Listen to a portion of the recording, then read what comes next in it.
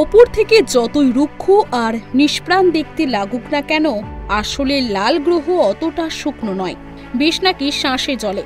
মঙ্গল গ্রহ সম্পর্কে এমনই ধারণা ইউএস এর মহাকাশ গবেষণা কেন্দ্র নাসার। পৃথিবীর প্রতিবেশী গ্রহের হাল হকিকত ভালো করে বুঝে নিতে মঙ্গলের লাল ধুলোয় ইনসাইট ল্যান্ডার নামে একটি বিশেষ যন্ত্র নামিয়েছিল নাসা। মঙ্গলের মাটির নিচে আদৌ জল পাওয়ার সম্ভাবনা আছে কিনা সেই বিষয়ে খোঁজ চালানোই ছিল বিশেষ ওই যন্ত্রের কাজ।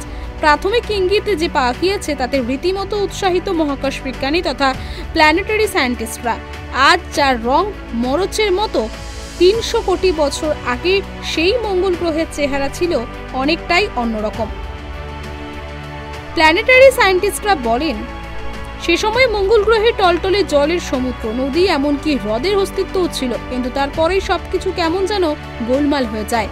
আয়রন অক্সাইড, যৌগ, হেমাটাইটের সূক্ষ্ম গুঁড়োয় মুড়ে দেওয়া আজকের গ্রহটাকে দেখে কারোর সুদূরতম কল্পনাতেও আসে না তার অতীত।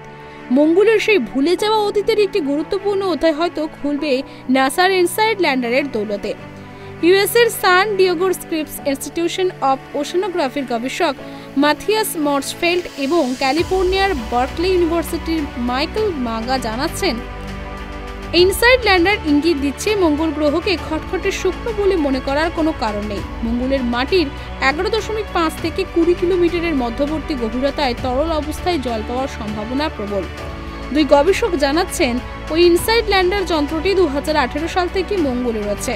4 বছর ধরে ওই যন্ত্র গ্রহটির ভূকম্পনের নানা ধরনের তথ্য সংগ্রহ করছে এবং সেই তথ্য সংক্রান্ত ডেটা অ্যানালিসিস করে মঙ্গলের ভূগর্ভে কি থাকতে পারে সেটাই অনুমান করার কাজ চালিয়েছে।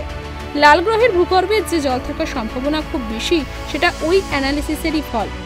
মঙ্গলের মাটির নিচে যে জল রয়েছে সেই বিষয়ে যন্ত্রের তরফে ইতিবাচক ইঙ্গিত পাওয়ার পর গবেষকরা আলোচনা শুরু করেছেন সেই জল পৌঁছানোর সম্ভাব্য কারণ নিয়ে। এই প্রসঙ্গে স্ক্রিপস ইনস্টিটিউশনের ভার্সন ব্রাইট বলেছেন, পৃথিবীতে ভূগর্ভে জল গিয়েছিল ভূপৃষ্ঠ থেকে, মঙ্গলকেও ব্যতিক্রম বলে মনে হয় না।